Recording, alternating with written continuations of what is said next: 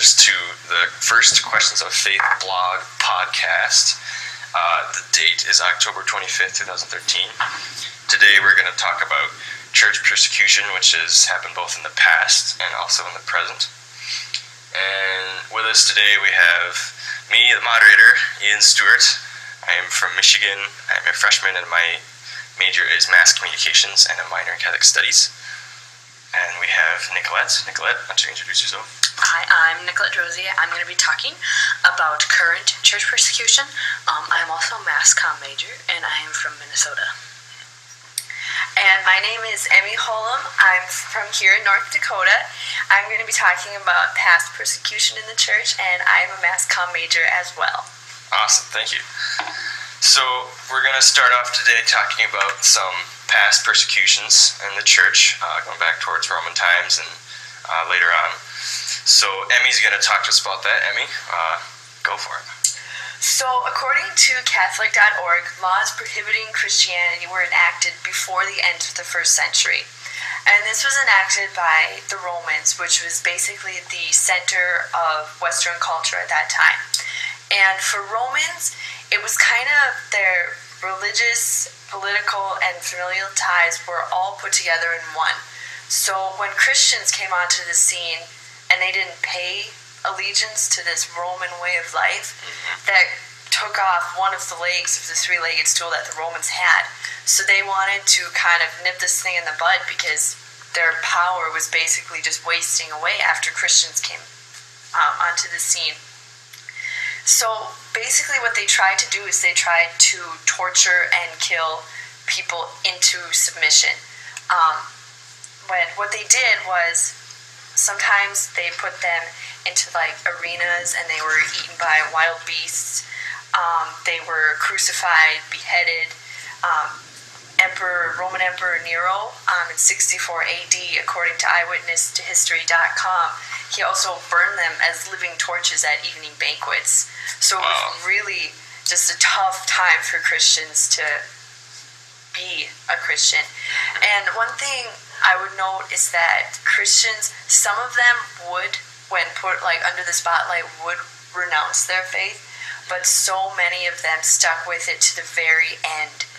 And a lot of them were not actually martyred. Some were put in prison for life, exiled for life, and they were kind of like the living martyrs. So their fate was almost worse than death itself.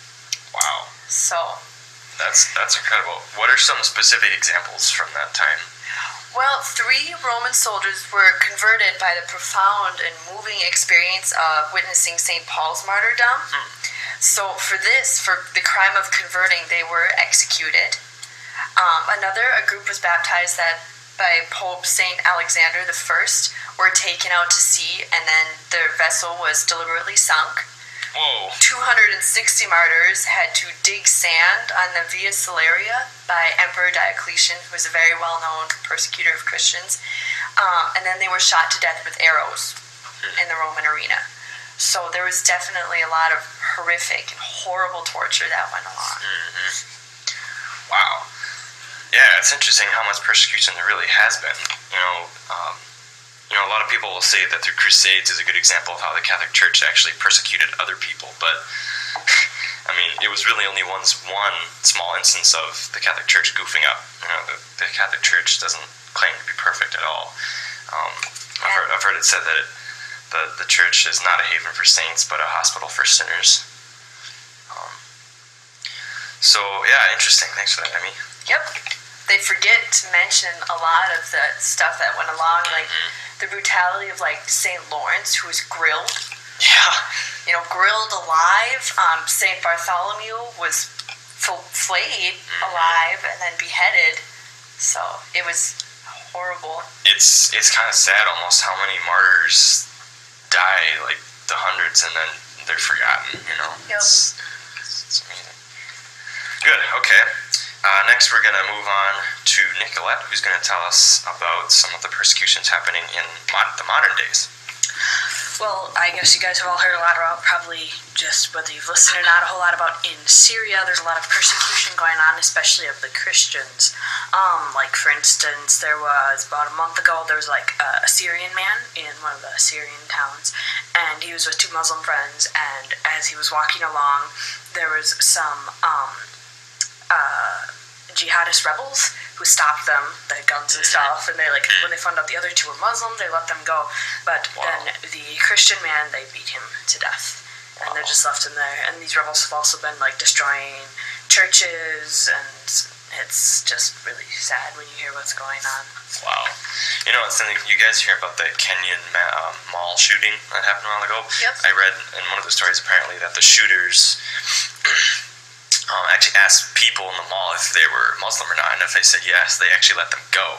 But if they answered no, then they shot everyone else. So it's pretty amazing how Christians are actually singled out and persecuted, you know, even today. Yeah. So. Yeah. No, and there's like been different.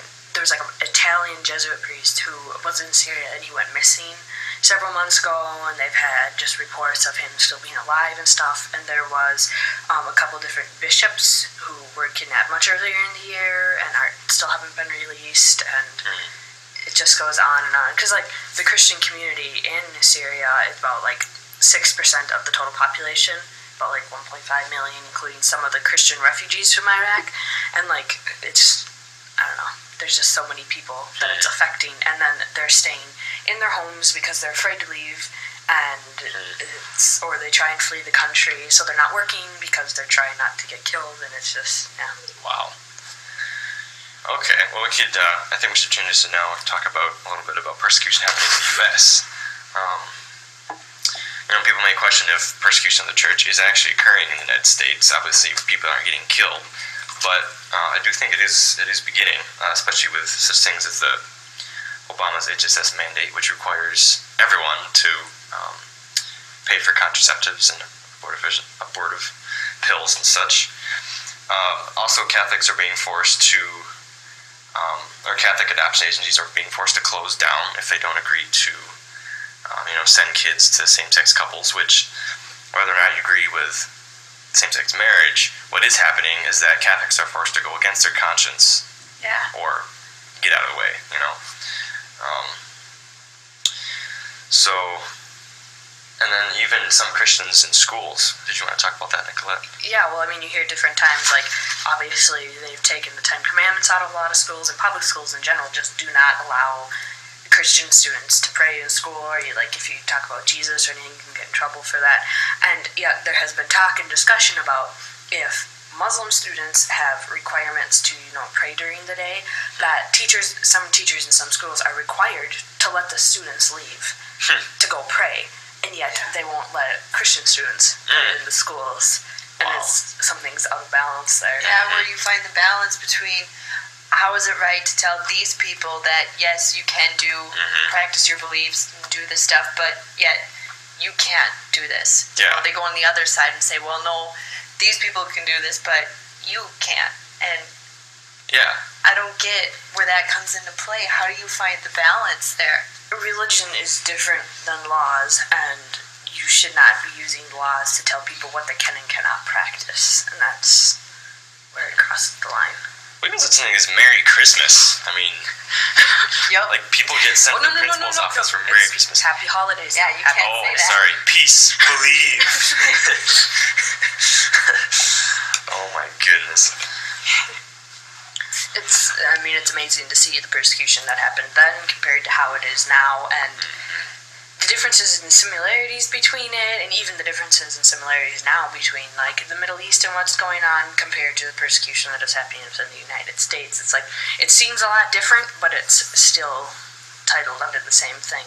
So yeah, and almost like in the past it seemed like Christians were getting murdered, beheaded, crucified, and everything, and now it seems like we've evolved into civilized society. So the forms of persecution are there, but they're a lot more subtle, and they just grow and grow and grow and keep chipping away. Yep. So that's very true. Very true. Good. Well, I think we had a good discussion today. Thank you very much. Please, listeners, check out our blog. It's www.questionsoffaithyoumary.blogspot.com. Again, Again, that is www.questionsoffaith.blogspot.com. Please check us out. We'll try to have a podcast next week for you to check in as well. And we like to end with the remark that Pope Francis, in relation to the Syria conflict, tweeted, "With all my strength, I ask each party in the conflict not to close themselves in solely on their own interests. #pray for peace." And I think this is a very important today. Thank you.